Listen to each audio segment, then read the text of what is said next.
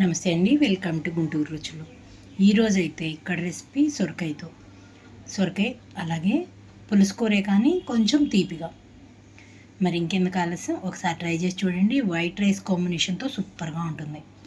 పులుసుకూర అని నేను కొంచెం అంటే చిక్కగా చేశానండి, ఎక్కువ పులుసు లేకుండా. ఇలా రైస్లోకి సూపర్గా కలుస్తుంది. కొంచెం బెల్లం వేసాం. స్వీట్ కొద్దిగా ఇష్టపడే వాళ్ళైతే చాలా సూపర్గా ఉందంటారు. ఎందుకంటే మనకి ఇందులో ఉన్న రుచులన్నీ కూడా బ్యాలెన్స్ అయిపోతాయి. పులుపు కానివ్వండి, ఉప్పు కానివ్వండి, ఘాటుగా ఉన్న ఏదైనా సరే బెల్లం వేయగానే బ్యాలెన్స్ అయిపోతుంది అనమాట. సొరకాయ అనగానే అందరికీ గుర్తుకొచ్చేదైతే ముందు పులుసుకూరే. మరి ఆ పులుసుకూరని మరి ట్రెడిషనల్గా ఇలా ట్రై చేసి చూడండి. చింతపండు పులుసు పిండకుండా డైరెక్ట్గా చింతపండే వేసేసాము. మరి ఎలా చేయాలి అనేది అయితే వీడియోలోకి వెళ్తూ చెప్తాను. ఇక్కడైతే ఈరోజు సొరకాయ పులుసు కూర అండి. మరి సొరకాయ అయితే చాలా ఈజీగా చేసుకోవచ్చు పులుసు. మనం ముక్కలన్నీ కోసి తాలింపులో వేసేసుకొని కొంచెంగా వాటర్ వేసుకుంటే చాలు. చివరిలో చింతపండు పులుసు పిండుకుంటే చాలా సింపుల్గా అయిపోతుంది కదా. మరి ఈరోజైతే ఇక్కడ నేను ఇదే సొరకాయతో పులుసు పెట్టుకుంటున్నాను. సగం ముక్క అయితే నేను కూరలోకి కోసుకున్నాను, సగం వచ్చేసి ఇక్కడ మిగిలి ఉంది కదా తొక్కంతా తీసేసుకుంటున్నాను. ఇక్కడైతే ఉల్లిపాయలు పచ్చిమిరపకాయలు కట్ చేసుకున్నాను. ముందు తాలింపు పెట్టుకుంటున్నాను. ఇక్కడైతే ఆవాలు అలాగే కొంచెంగా జీలకర్ర కూడా వేసేసుకుంటున్నాను. ఒక ఎండుమిరపకాయ కూడా.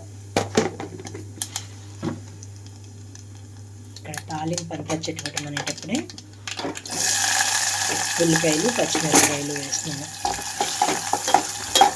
ఈ సొరకాయలోకి కొంచెం మనం బెల్లం కూడా వేసుకోవచ్చండి. ఉల్లిపాయలు కొద్దిగా వేగనిస్తున్నాను. ఇక్కడ చూడండి, 2 నిమిషాల తర్వాత ఉల్లిపాయ మొత్తం వేగిపోయింది. ఇప్పుడు ఇందులోకి కొంచెంగా వెల్లుల్లిపాయ కూడా వేస్తున్నాను. కొద్దిగా కొట్టిన వెల్లుల్లి రెమ్మలు కూడా వేసుకున్నాను.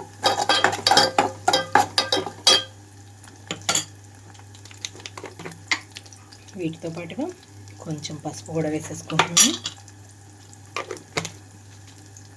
కట్ చేసి పెట్టుకున్న సొరకాయ ముక్కలు సన్నగా కట్ చేసుకున్నానండి. ఇక్కడ పులుసు అనగానే మనకి లావుగా ఏం అవసరం లేదు. ఇలా కోసుకుంటే తొందరగా ఉడికిపోతాయి కూడా. నేనైతే పులుసు ఇక్కడ చిక్కగా పెట్టుకుంటున్నాను కాబట్టి చిన్న ముక్కలు అయితే చక్కగా గుజ్జుగా కూడా ఉంటుంది. అందుకోసమే ఇలా పెట్టుకున్నాను. అలాగే ఇందులోకి ఒక టమాటో కూడా వేస్తున్నాను.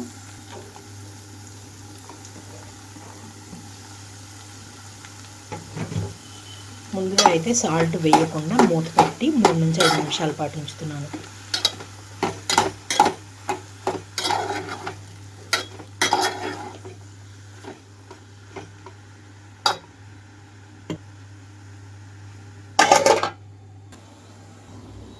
ఇంకొక 2-3 నిమిషాలకి మూత తీస్తున్నాను. ఇప్పుడు ఇందులోకి రుచికి తగినట్లుగా ఉప్పు అయితే వేస్తున్నాను.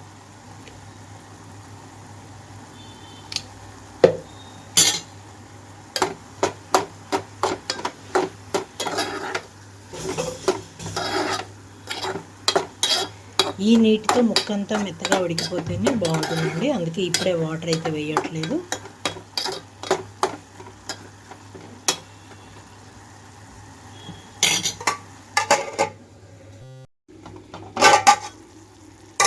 తీస్తున్నాను 2 నిమిషాల తర్వాత.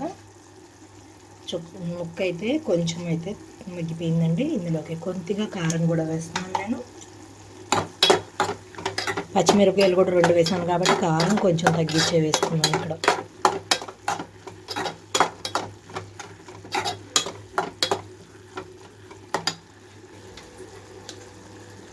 ఇక్కడైతే చింతపండు పులుసు తాగా కాకుండా చింతపండు రెమ్మలు వేస్తున్నానండి. ఒక 4-5 రెమ్మల వరకు. చిన్న నిమ్మకాయ సైజులో సగం కూడా వేయట్లేదు. ఈ మాత్రం పులుపు సరిపోతుంది.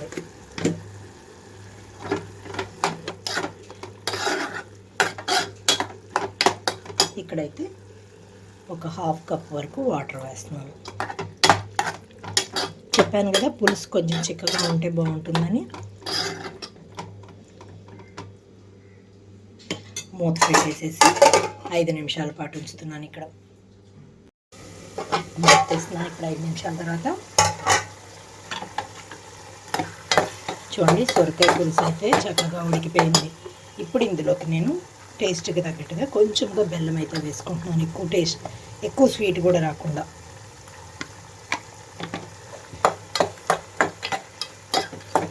బెల్లం అనేది మీ ఆప్షన్ మాత్రమేనండి. మూత పెట్టేసి 2 నిమిషాల పాటు ఉంచితే సరిపోతుంది.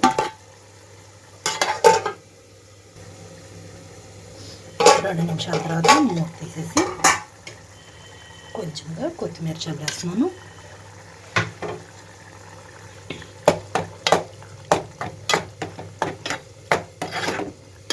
ఇంకా నేను స్టవ్ ఆఫ్ చేసుకుంటున్నాను. స్టవ్ ఆఫ్ చేసేసి సర్వింగ్ బౌల్లోకి అయితే తీసుకుంటున్నాను.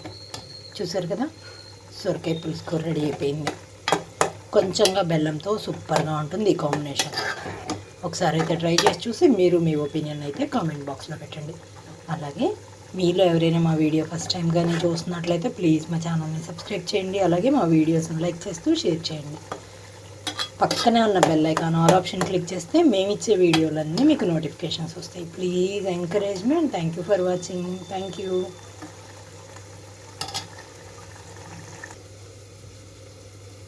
2 నిమిషాల పాటు ఇలాగే ఉంచేసి సర్వింగ్ బౌల్లోకి తీసుకుంటున్నాను.